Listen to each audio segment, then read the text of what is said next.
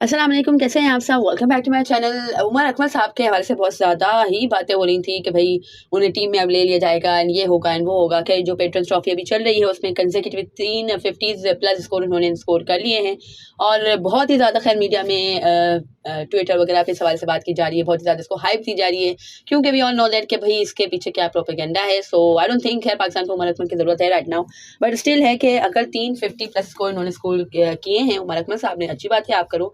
लेकिन किसी एक सिंगल कोई एक सिंगल ट्वीट नहीं है, कोई एक सिंगल कोई पोस्ट नहीं है इफ्तिखार अहमद साहब के हवाले से जिन्होंने 3 मैचेस में 200 स्कोर की है एंड अनबीटन 100 स्कोर की है।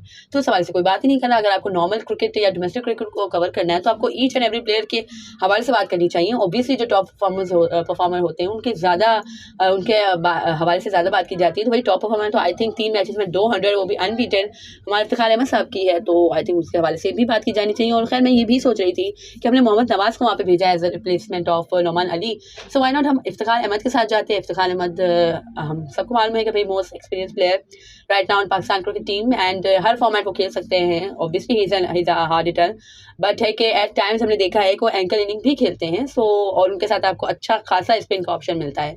पूरे वर्ल्ड कप में हमारे एक्चुअल स्पिनर से ज़्यादा बेहतर बॉलिंग उन्होंने की थी, अच्छी इकॉनमी उनकी थी। सो आई थिंक नवाज़ की जगह पे आप अगर इफ्तिखार के साथ जाते तो ज़्यादा बेहतर होता, आपकी बैटिंग में भी डेप्थ आती और है कि आपको एक है कि एज भी मिलता क्योंकि उन्होंने निस्बतन बेहतर बॉलिंग कराई थी इन वर्ल्ड कप। तो खैर पता नहीं क्यों अब है कि वैसे भी खैर बहुत सी बातें चलती थी कि बाबर आजम की दोस्तियां हैं, बाबर आजम के दोस्त खेलते हैं, बट मैंने तो खैर कोई डिफरेंस नहीं देखा बाबर आजम की कैप्टनसी जाने के बाद हमारी पाकिस्तान क्रिकेट टीम में।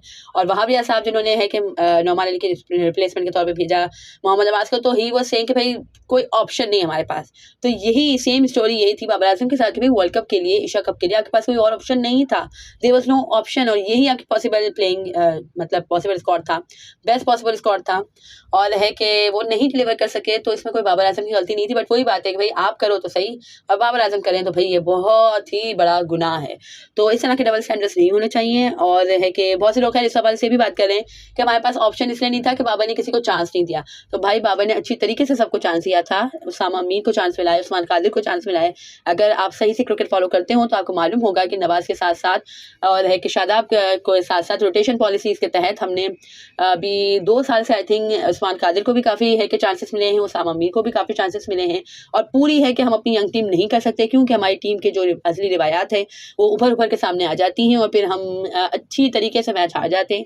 दैट्स वाई हम है कि अपनी पूरी नई टीम या है कि बहुत ही ज़्यादा एक्सपेरिमेंट हम नहीं कर सकते, हमें हमें अपने एक्चुअल प्लेयर्स भी चाहिए होते हैं। सो आई डोंट थिंक बाबर को इस बात में भी ब्लेम करना सही है। इस बात में क्या मतलब, किसी भी बात पे जिस हवाले से आपको ब्लेम करना चाहिए, जिस चीज़ में बाबर आजम की गलती है मैं वहाँ पे बोलती हूँ कि हाँ भाई he was wrong at that place, but है कि इस चीज़ में बाबर आजम की कोई गलती नहीं है। एंड वही बात है कि हसन अली इसलिए है कि बाबर का दोस्त है, वो इसलिए है कि बाबर का दोस्त है। तो भाई अब तो बाबर आजम नहीं है ना आपको सिलेक्शन में उसका कोई इनपुट है, ना वो कैप्टन है, तो क्यों हसन अली यहाँ पे मौजूद है, क्यों फ़हीम अशरफ मौजूद है, क्यों नवाज़ मौजूद है। नवाज़ मेरा मैच विनर है, लोग यही कहते थे कि नवाज़ को सर पर चढ़ाया हुआ है, तो भाई क्यों अब आपको नवाज़ ही याद आ रहा है। क्यों आपने नौमान अली के हवाले से भी होता है कि भाई बाबर की पर्ची, तो अभी तो फिर दोबारा आपने नौमान अली को ही सिलेक्ट किया। तो खैर वही बात है कि कुछ तो लोग कहेंगे, लोगों का काम है कहना है, तो इस हवाले से ही मतलब ये चीज़ हम इसी उस पे रख देते हैं कि भाई लोगों को कहना है और कहे बगैर उनका गुजारा नहीं है। ऑब्वियसली आप जब बैठे हो टीवी पे तो आपको कुछ तो कहना है ना, तो वो फिर कहते हैं, तो जस्ट लीव इट। जिस तरह से बाबर आजम कहते हैं कि कोई फ़र्क नहीं पड़ता।